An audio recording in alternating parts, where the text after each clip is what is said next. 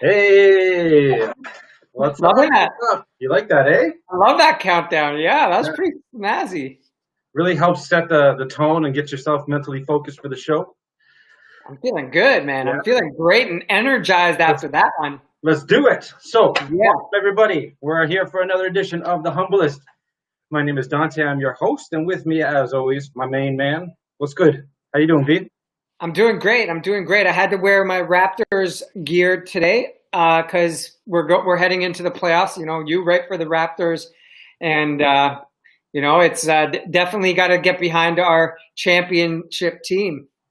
Yeah, I guess so. A little love for the Raptors, and yes, you just threw it in there, V. But I am a writer. I do follow the Raptors and on the Raptors. So if you guys ever follow me on Twitter, or follow my Instagram handle right here, guys. Check me out, and I'm always pushing my stuff. So if you're into basketball, tune in. But that's not what we're here to talk about today.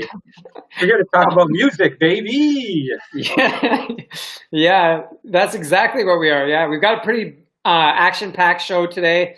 I was really excited researching this one, Yeah, and you did a yeah, lot. like yes, I mean like because I just released a single the previous week, and coming off last year's release, I think I have some good insight into this topic, and I think just in general, there's been some releases in the history of music, and specifically in the recent history, that have kind of changed the landscape of the way things are done.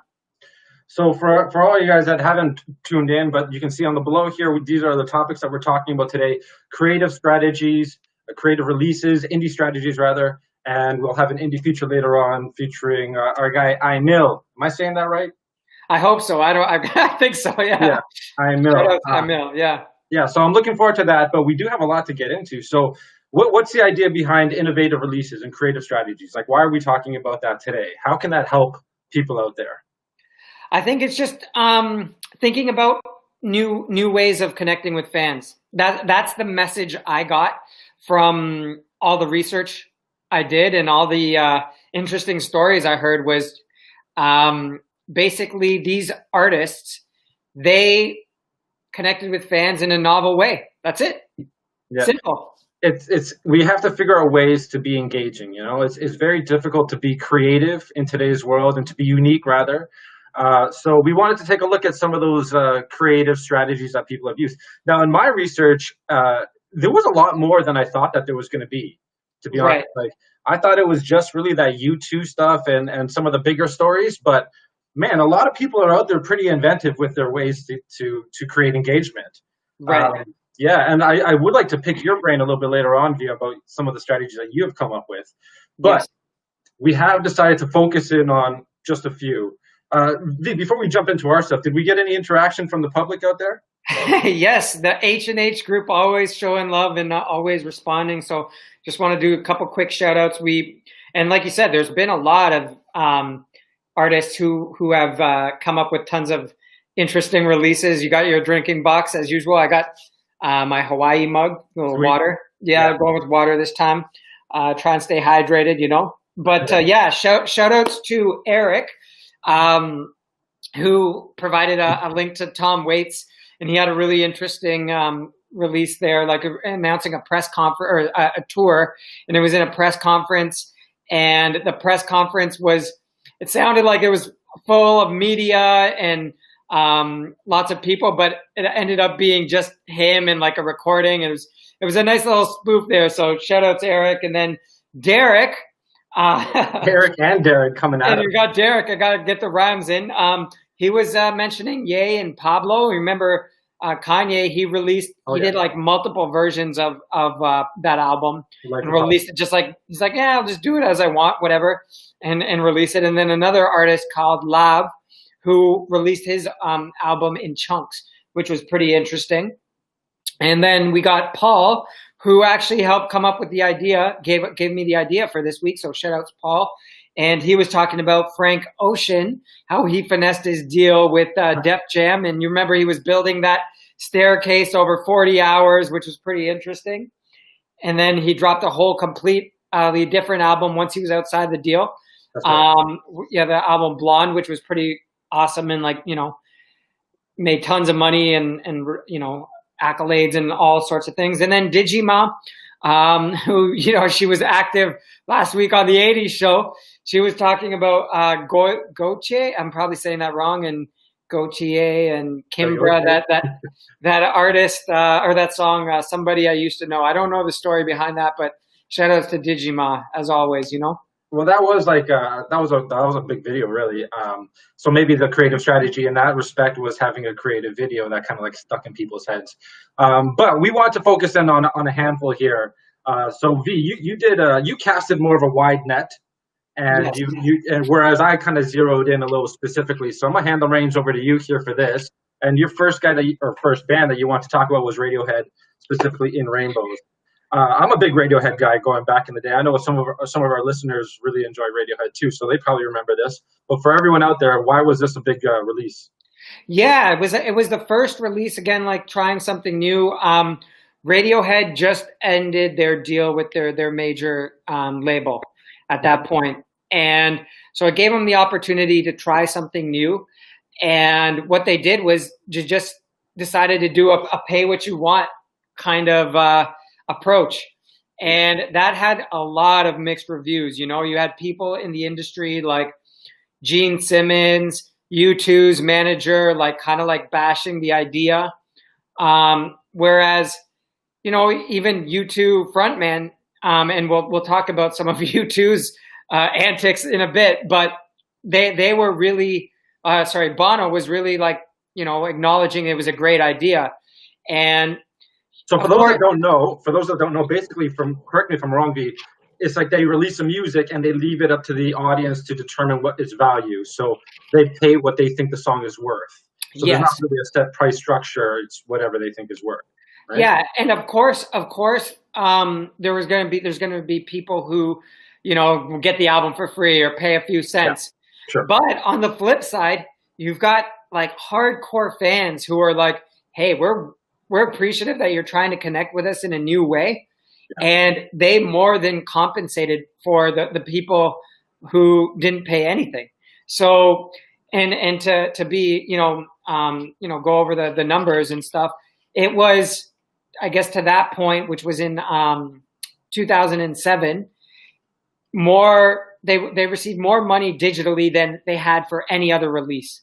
And so it is crazy. And the thing that, before we move along on it, the thing that kind of was interesting to me is why they didn't do it again. You know what I mean? It was kind of like a one and done. And you might know that the album won Grammy for Best Alternative Album of the Year in 2008. And so it was just curious. I was curious, like, if you got so much success from it, why not do it again? Do you know why they wouldn't do it again? No, I have no idea. But I am curious to know, like, would you ever consider doing something like that with your music? Like, have people pay for it or what? So another interesting thing, and a lot of indie artists, they use this platform, which I think got birthed from this release. Was and are you familiar with it? It's called Bandcamp. And so for all our viewers out there, check out bandcamp.com, and a lot of artists. I even have some of my music on there. And we'll go to that. We'll talk about that in a bit. But I was finding a lot of people weren't engaged. A lot of my fans weren't engaging on that platform. Right. But basically, you can pay what you want on that platform, and some artists find a lot of success from it. It really depends on where your audience is. So. That's interesting. A lot of those ideas are similar to the guy that I'm going to speak about a little bit later on, but it's a little bit more enhanced than that. I think that's really kind of clever strategy, and if you do have a strong enough audience, it'll work for you. But V, right now, how much money are you making on your tracks right now, right? Like, exactly, whatever is anything at this point, right? Yeah, and I think it just has to be like a novel approach, and it goes to show you maybe some of these strategies work well for major artists, established artists. Whereas, if you're just trying to make a name for yourself, well, we'll stick around. We'll be talking about that. So let's move along, because we have a lot more to chew on. And what do you know about this? What do you know about this next one, Dante? Yeah, no, I know this is being an invasion of my privacy is what this was, and I can't remember what it must have been an iPhone or something like that, right? Correct me if I'm wrong, but I never had an iPhone, so maybe it was a Galaxy. But basically, they had installed their album "Songs of Innocence" on this new platform. I think as a means to get new listeners, but as a result, all of us had this album on our phones and we can't get rid of it. And for those of you that aren't that big of U2 fans, I was like, what the heck? These things just taking up space. So fill me in on my blanks here. Fill me in on the blanks. Yeah, it was pretty much exactly how it went down. Well, Bono had a good like a long-standing relationship with Steve Jobs. Okay. They did like a commercial in like 2004, and Bono's getting a lot of love these last few episodes, eh? Yeah, I guess yeah. I didn't realize. Yeah, I forgot about the '80s. But yeah, he was you know, at the forefront of all these kind of like innovative ideas, and I think you know, he's even acknowledging what was going on with the Radiohead release, and I think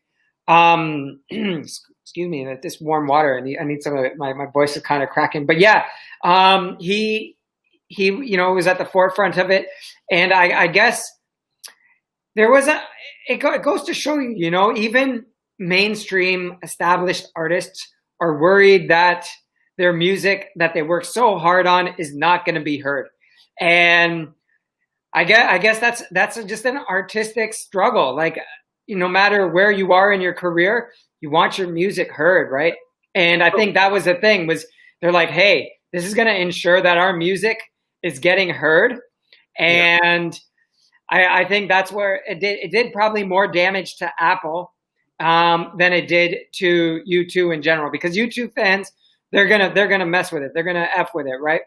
Whereas us, like, kind of peripheral fans, that are like not really about it, are gonna be like, yo, like, I'm not gonna listen to U2, like, get this off my phone. And to this day, I still have U2, this album "Songs of Innocence" on my library. So there you go.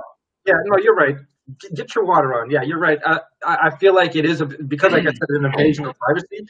I don't want to get these products if I know that they can do this again in the future. You know what I mean? Like, don't get in my space there like that. So, but you're right. It is an easy way. It worked, right? Like, it's a talked about album. It's the only really album name that I know really of them as a peripheral fan. So you got to give them some kind of credit for giving innovative strategies an attempt here. Right. So that's interesting. Like, it's interesting that we go from that one to this one, because it's on the opposite spectrum, right? Yeah. Whereas they're like, hey, let's get this out to everyone. Wu-Tang, Once Upon a Time in Shaolin in 2015, for those who are not familiar, they released one copy of the album. Just one. And I think that's such an innovative idea, whereas kind of like looking at it as a fine art piece, you know? Yeah, which is kind of crazy to think that Wu-Tang is fine art, but why not? Who cares, right? I don't know. What do you like that strategy? Again, it goes to show, like, if you're an established an established artist or an established group, I think you can get away with it, right? Like, they even said there's a policy or like some clause on it that there's like 88 years, 88 years that they can't have the album, like, it can't be commercially exposed.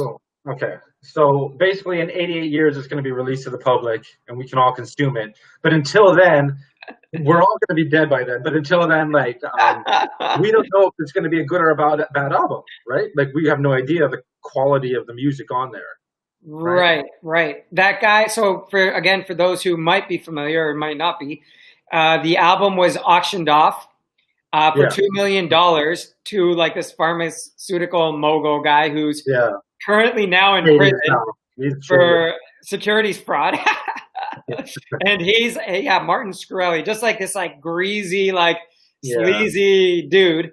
And my question to you is, do you think the fact that he owns it, does that devalue the album in any way, even though we can't hear it? That's a good question. Like, if the owner is like a sleaze bag, is a piece of crap guy, does that make the record itself like less quality? I don't know. I do like thinking of it as like an art piece. Like that's kind of cool to me to think of it as something unique.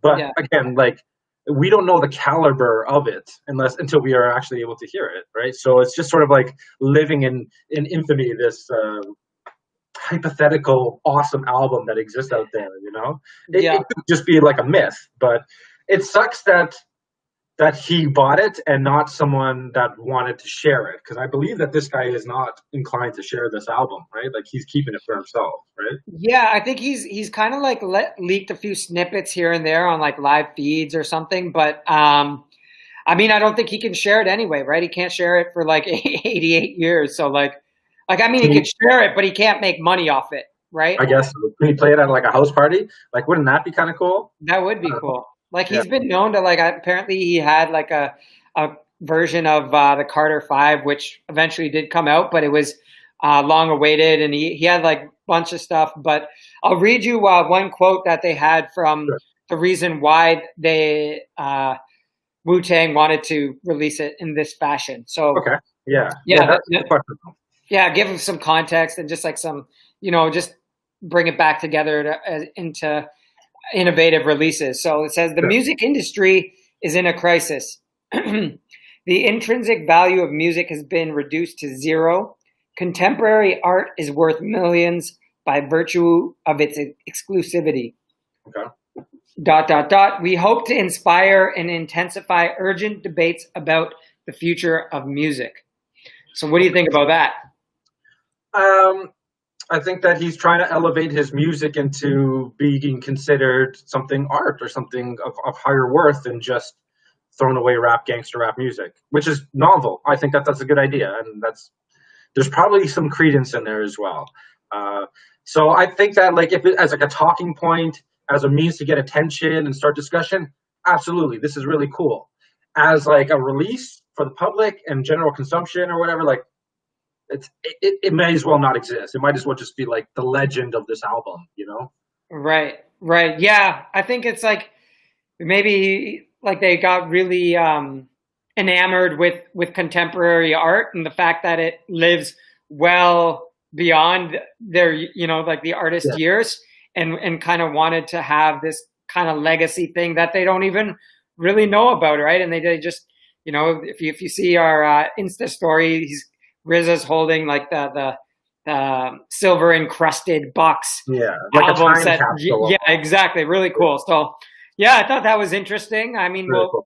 If anyone in the comments, we haven't had anyone queue in yet, but yeah, let us know if what you guys think of these releases, and we'll move along to the one that you really focused on. I'm curious. Sure.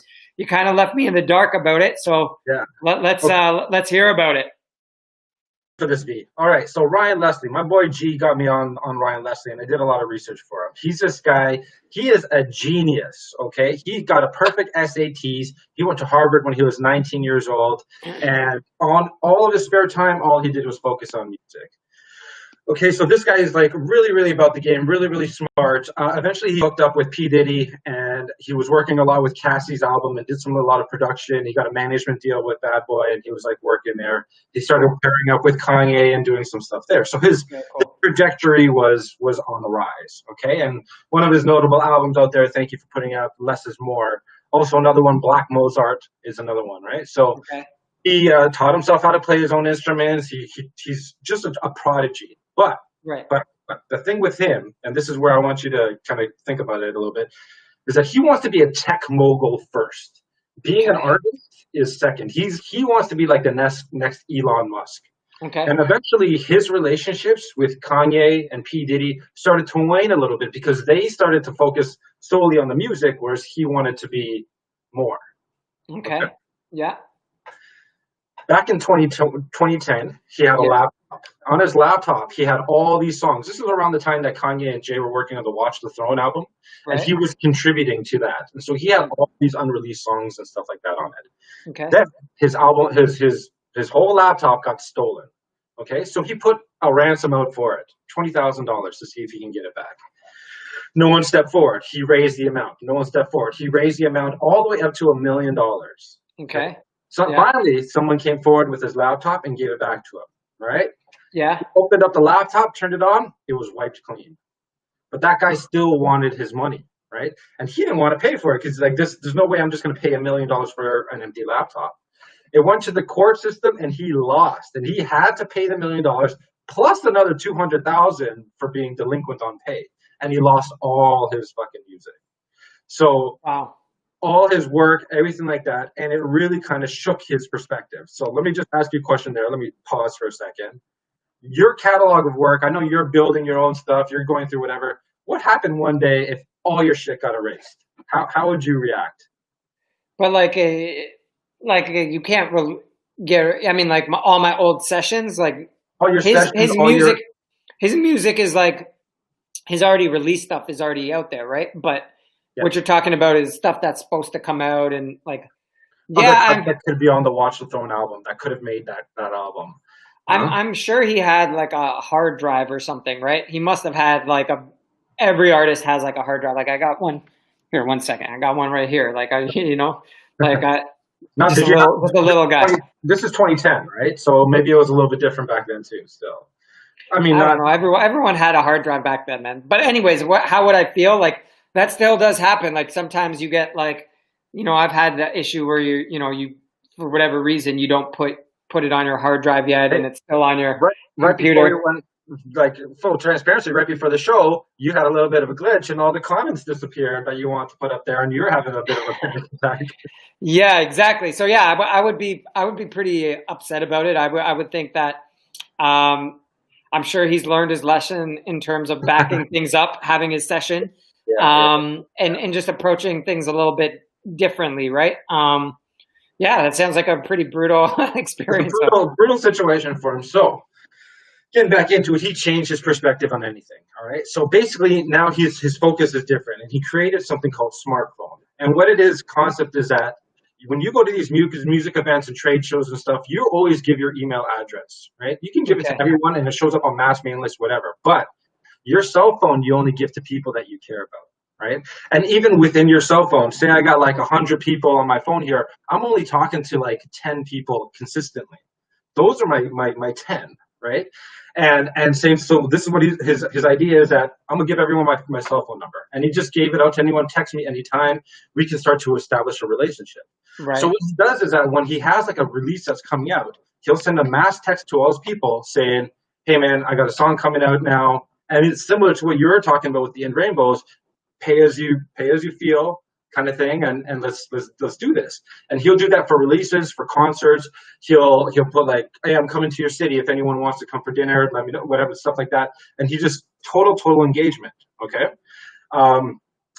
Every day he does a video blog that's about 5-6 hours on the music industry, and giving every day, and giving you like behind the scenes look on his strategies and what he's doing and stuff like that, right? For those videos that he puts out, he says if any one of them reaches 1 million, then he will release a video for one of his songs. You know what I mean? Like if it has 1 million views, right? So he's like cross-engaging that way as well, right? Wow.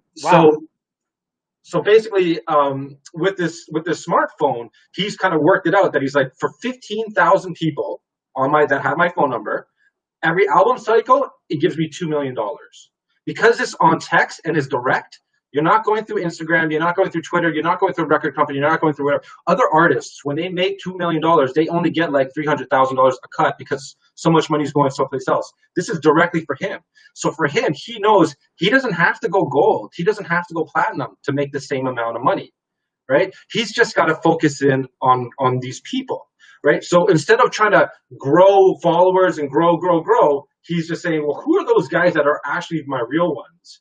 And let me give them a little bit more exclusivity and a little bit like, let's build a relationship. If you were friends with like Jay-Z or Drake or whatever, and he's texting you, you might be more inclined to want to be there, support him. Right. He knows every time he goes to a city, he knows who's going to be there. He can see them texting him and he can connect. So with all these metrics coming in, he might be able to figure out, okay, Vivek, he's one of my best fans. He's willing to pay $100 a year for my content, or $1,000 a year for my content. I'm releasing a few songs, behind the scenes videos throughout the year. Meanwhile, someone else might just be a fair weather fan and buy Vivek's album for $9.99 on Apple. Like, who is the more viable fan, right? The one that's going to spend that money. So he's like, I know that so-and-so is my biggest fan. I can text this guy right now, and I know he will answer me. I know he spends $4,000 on me a year. You know what I mean? Like on all my stuff, right? So basically, that's his angle, is to target these people, right? So. And this is like an application that doesn't necessarily have to be used for music. This can be for any business, right? As long as you have your core people, your real ones, then you can do more, right? So basically, it's pay as you want.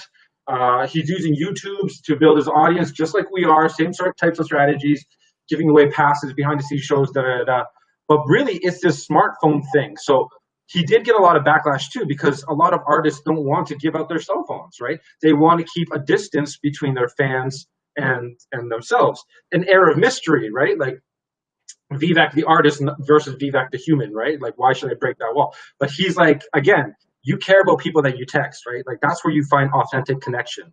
And that's where you can really kind of get to these people, and you don't have to be the greatest if you know what your scope is. You know? Right. Yeah, that's awesome. How does he distribute his music? Does he have like a private server or something, or does he? Because I'm sure he's listed on Spotify and all those other. He took all his music off of everything as of 2013. Really? Yeah, nothing on Spotify, nothing on whatever. Everything is just through his text thing.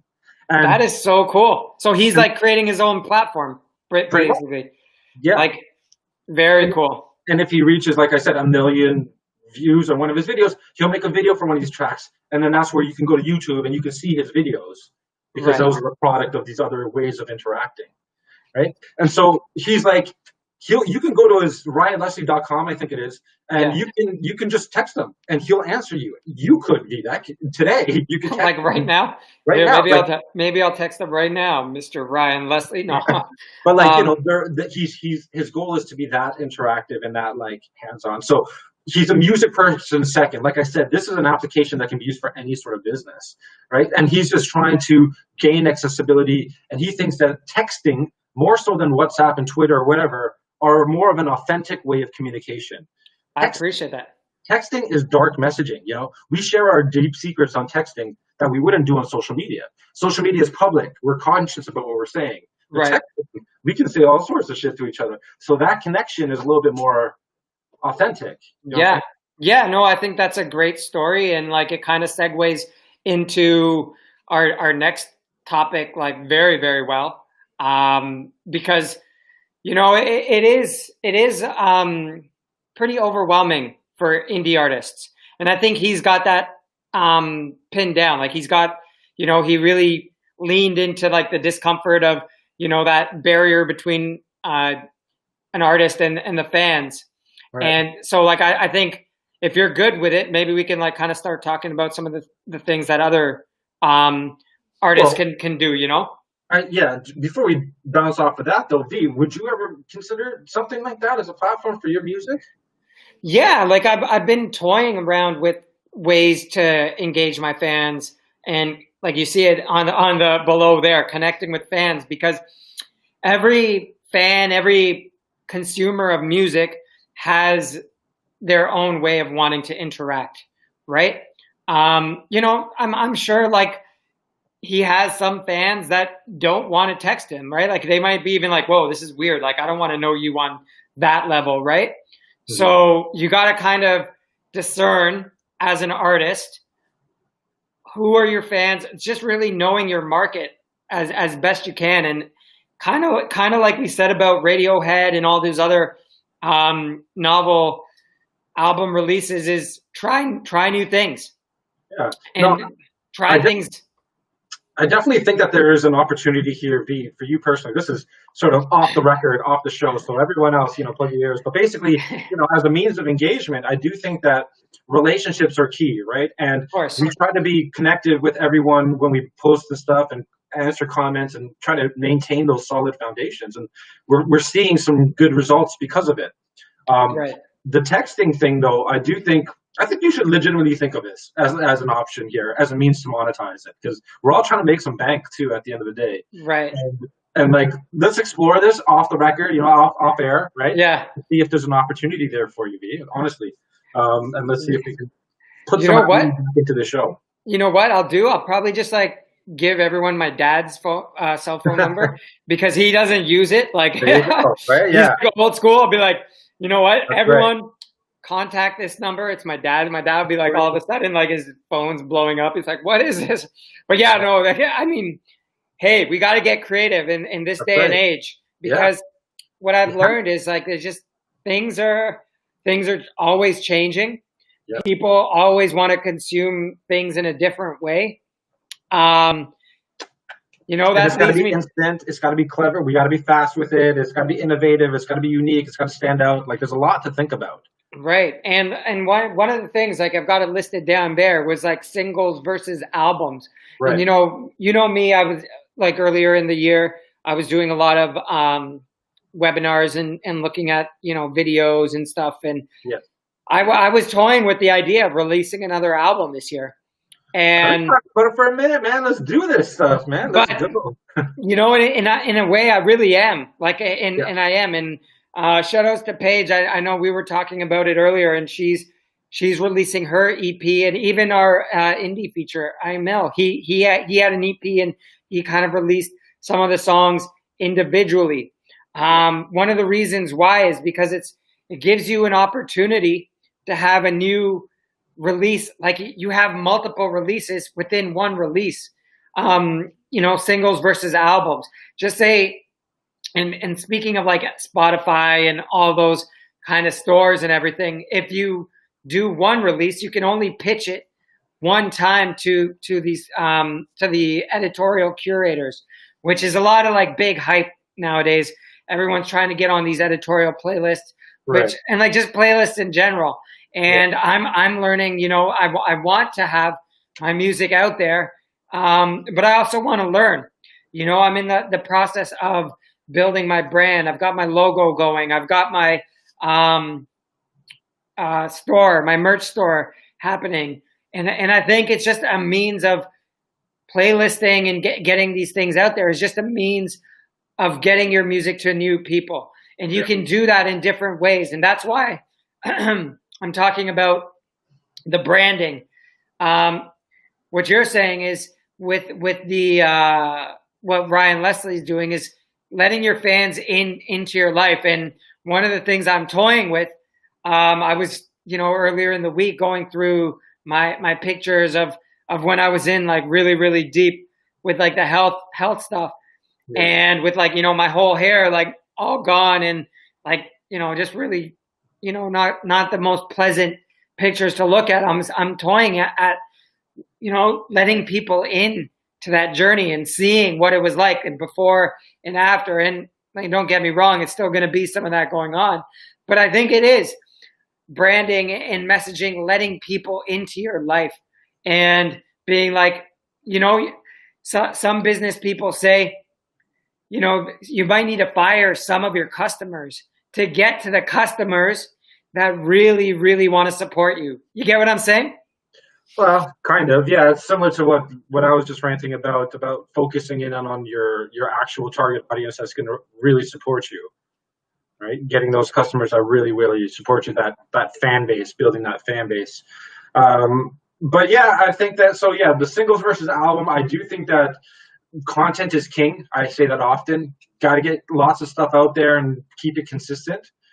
Which is some of your points there. And to your point, V, like, you've been kind of putting out songs every couple months now, so much so that you might be able to collect them into an album. I'm sure you have some more on the back burner too. Oh, got one ready to go. Yeah, but sorry, go ahead.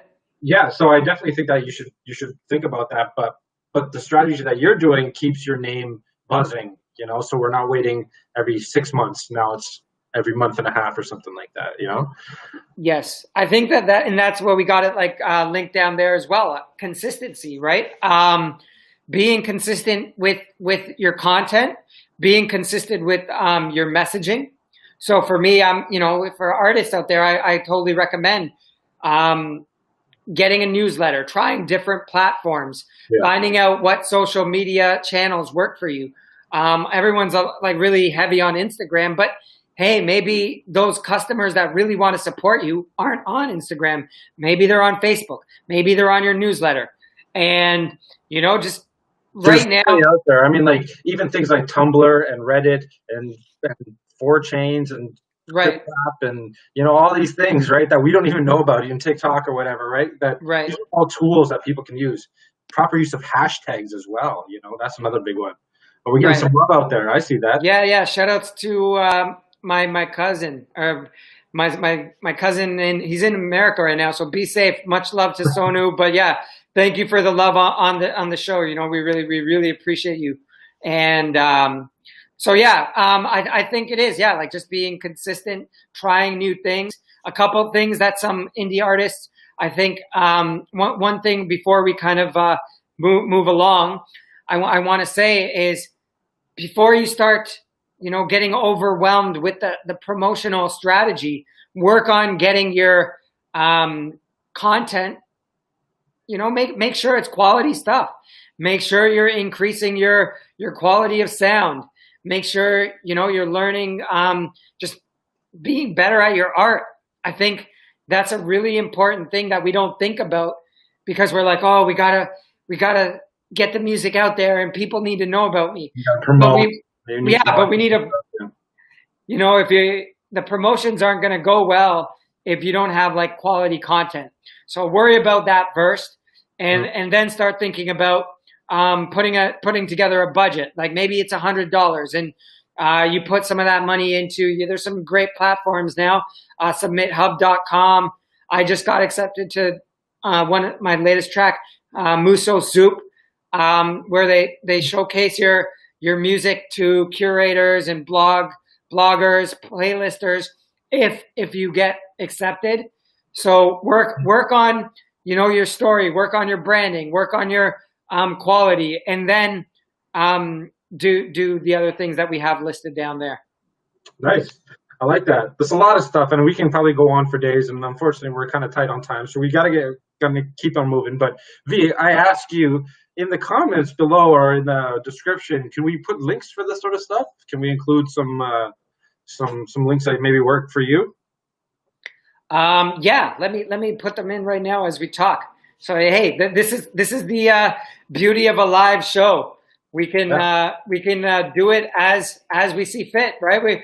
We are the controllers of our destiny, and so yeah, like this is one here, Submit Hub. Did I spell that right? Yeah, I did. And so check that out. My voice today, man, brutal. But and then another one here, musosoup.com. And yeah, just check those out.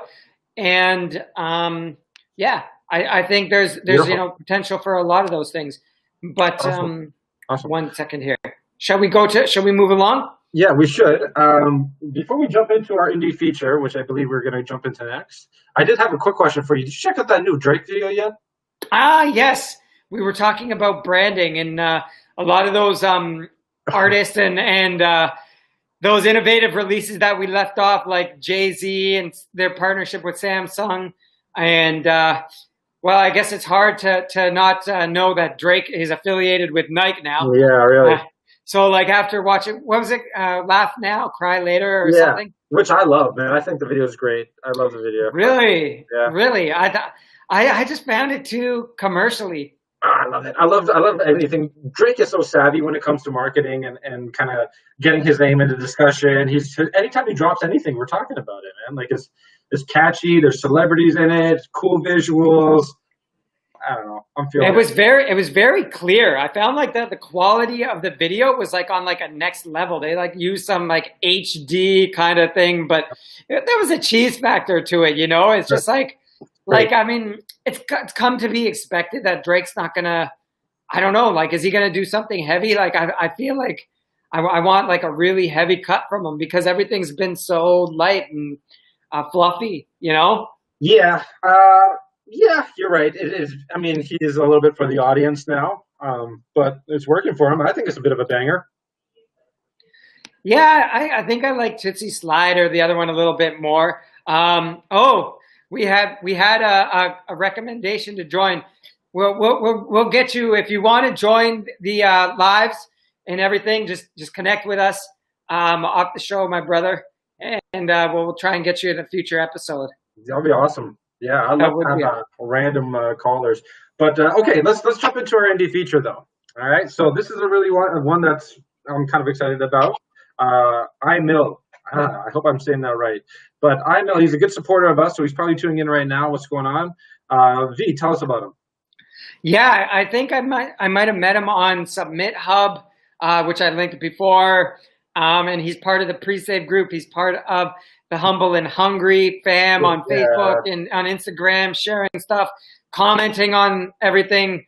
Much love to iMill. And, you know, the reason why I wanted to connect with him, because like you said, he is really supportive of the community. I remember myself for the next song that I'm going to be dropping, I even sent it to him and he gave me some feedback on it.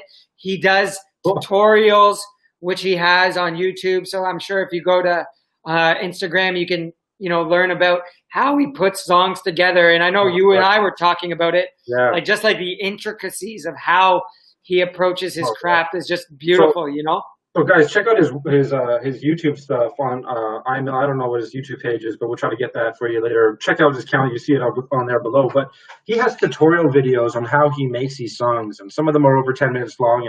And I watch them, and he goes step by step explaining what this song does, how it works with the beat, how it's layered in there. And it's really overwhelming stuff for someone that doesn't really know too much about it. I don't even know where you would even begin to get the certain sound clips and cuts that you would need to make this. But he seems very, very savvy with it, so he must have a very good ear and be able to pick up a lot of the stuff. Really impressive tutorials, guys. So those people out there that are trying to make their own beats, I know V, you're among them, right? And trying to use different computer softwares to make that, definitely check out these tutorials, guys. It's really cool. Yeah, absolutely. Yeah, I was really excited to see that, because I think speaking of strategies and releases and stuff, I think it's interesting to have that background, because it just kind of connects to fans in a different way, and especially a lot of people in the community are artists and the people you're connecting with, so it just gives you a different dimension as to how you release the songs. And I think that the song that we're talking about today is Like I Do, featuring Mo Rice. And one of the things I really liked about the song for me, which I hope, iMill, if you're listening, if you do a video for that, we could see some of the background. But the thing I liked about that, and it really resonates with me, with what's going on in my life, is, kind of realizing that and appreciating the now and appreciating the present.